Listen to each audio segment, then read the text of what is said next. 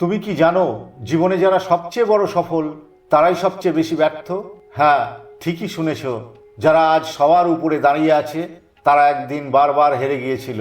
আর একটা সত্য শুনবে, তুমি যদি কখনো ফেল না করো তাহলে তুমি আসলে চেষ্টাই করোনি। কারণ যেখানে ঝুঁকি নেই সেখানে উন্নতি নেই। তুমি আজ যেখানে দাঁড়িয়ে আছো সেটা তোমার শেষ নয়, এটা শুধু শুরু। কিন্তু প্রশ্ন হলো, তুমি কি সত্যিই চেষ্টা করছো নাকি শুধু নিরাপদে বেঁচে আছো? আজকের এই ভিডিওটা তোমার সেই ভাবনাকে বদলে দেবে, তোমাকে নতুন করে ভাবতে শেখাবে। তাই ভিডিওটা শেষ পর্যন্ত দেখো, কারণ আজ তুমি শুধু একটা ভিডিও দেখবে না, তুমি নিজের ভেতরের শক্তিটাকে চিনতে শুরু করবে। শোনো, একটা সত্যি কথা বলি, তুমি জীবনে হারবে, তুমি ভুল করবে, তুমি কখনো কখনো নিজেকেই ছোট মনে করবে। আর হ্যাঁ, কখনো কখনো তুমি এমনভাবে ফেল করবে যেটা তুমি কল্পনাও করোনি।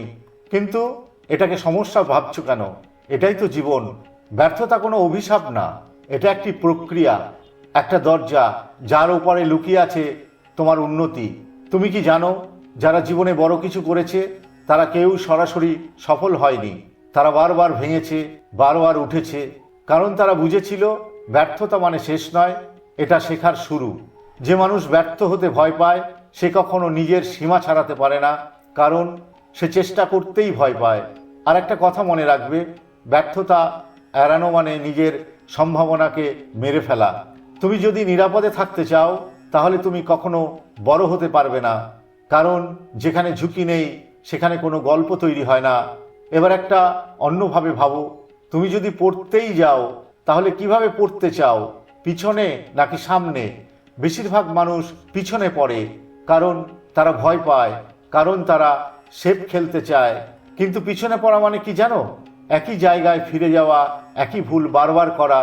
কিন্তু সামনে পড়া সম্পূর্ণ আলাদা। সামনে পড়লে তুমি এগিয়ে যাও, তুমি নতুন কিছু শেখো, তুমি বুঝতে পারো তোমার কোথায় ভুল হচ্ছে। সামনে পড়া মানে নিজের ভুল থেকে শক্তি নেওয়া। একটা কথা মনে রাখবে, পড়ে যাওয়া সামান্য না, কিভাবে পড়ছো সেটাই আসল। যদি তুমি সামনে পড়ো তাহলে প্রতিটা ব্যর্থতা তোমাকে এগিয়ে দেবে। তুমি আঘাত পাবে, তুমি কষ্ট পাবে, কিন্তু তুমি শিখবে। আর যারা শেখে তারাই একদিন জেতে। তাই সিদ্ধান্ত তোমার, তুমি কি শুধু পড়ে যাবে নাকি সামনে পড়ে এগিয়ে যাবে? এবার একটা প্রশ্ন করি, তোমাকে কি কখনো বলা হয়েছে নিরাপদ কিছু রাখো, একটা ব্যাকআপ রাখো? হয়তো তোমার পরিবার বলেছে, বন্ধুরা বলেছে, সমাজ বলেছে, যদি না পারো তাহলে যেন কিছু থাকে। শুনতে ভালো লাগে, কিন্তু এটা সবসময় ঠিক নয়। কারণ যখন তোমার মাথায় থাকে না পারলে ফিরে যাব, তখন তুমি কখনো পুরোটা দাও না।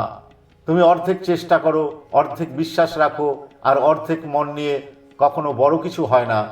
কমফোর্ট জোন শুনতে খুব আরামদায়ক লাগে, কিন্তু আসলে এটা একটা ফাঁদ। এখানে তুমি নিরাপদ, কিন্তু তুমি বাড়ছো না। স্বপ্ন সবসময় কমফোর্ট জোনের বাইরে থাকে।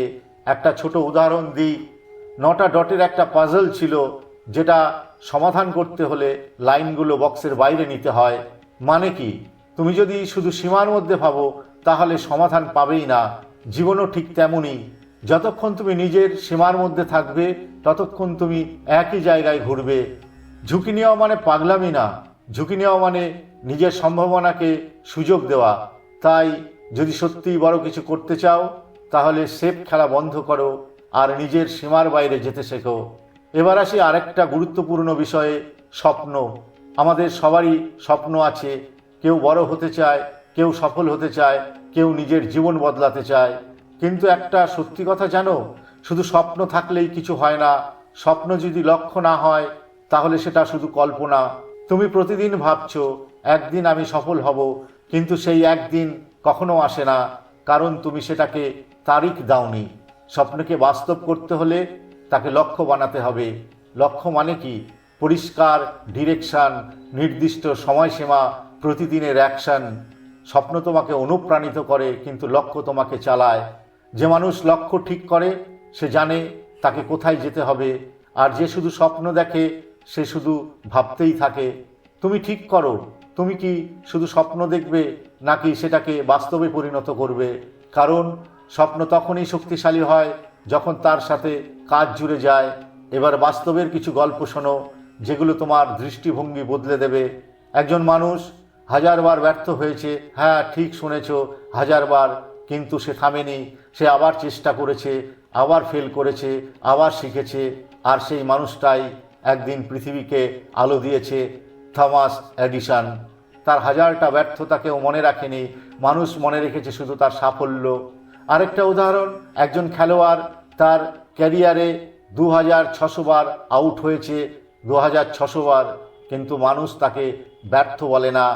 রেগি জ্যাকসন, মানুষ তাকে মনে রাখে তার হোম রানগুলোর জন্য।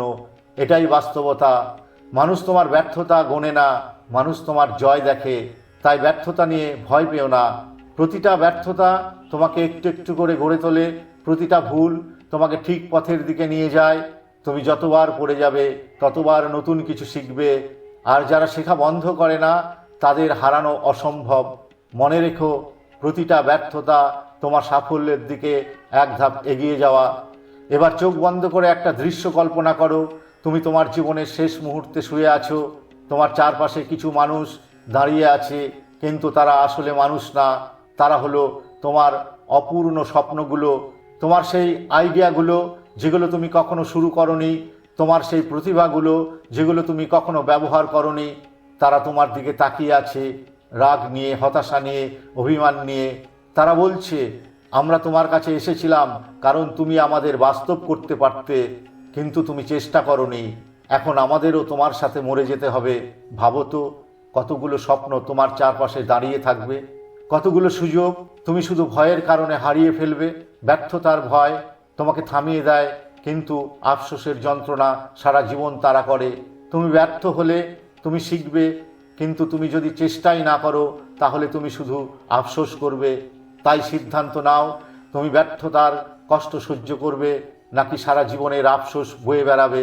শেষে একটা প্রশ্ন রেখে যেতে চাই, তোমার কাছে যা আছে, সময়, প্রতিভা, পরিশ্রম, বিশ্বাস, তুমি এগুলো দিয়ে কি করবে? আমি এটা বলছি না তোমার কাছে কত আছে, আমি জানতে চাই তুমি যা পেয়েছো তার সাথে তুমি কি করতে চলেছো।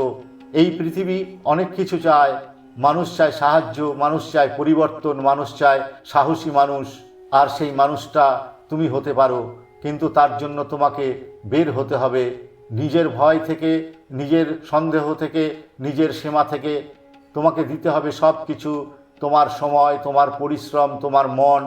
আর তখন তুমি পড়বে, কারণ তুমি পারবেই।